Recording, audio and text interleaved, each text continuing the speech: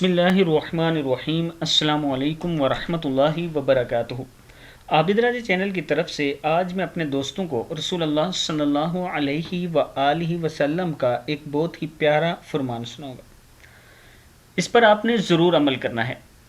حضرت ام ہانی رضی اللہ تعالی عنہا فرماتی ہیں کہ میں رسول اللہ صلی اللہ علیہ وآلہ وسلم کی خدمت میں حاضر ہوئی اور عرض کی، یا رسول اللہ صلی اللہ علیہ وآلہ وسلم، مجھے کوئی عمل بتائیے کیونکہ میں عمر رسیدہ، ناتوان اور بھاری بدن والی ہوں، اس لیے مشقت والی عبادت نہیں کر سکتی۔ آپ صلی اللہ علیہ وآلہ وسلم نے فرمایا، 100 مرتبہ اللہ اکبر کہا کرو، 100 مرتبہ الحمدللہ کہا کرو اور 100 مرتبہ سبحان اللہ کہا کرو۔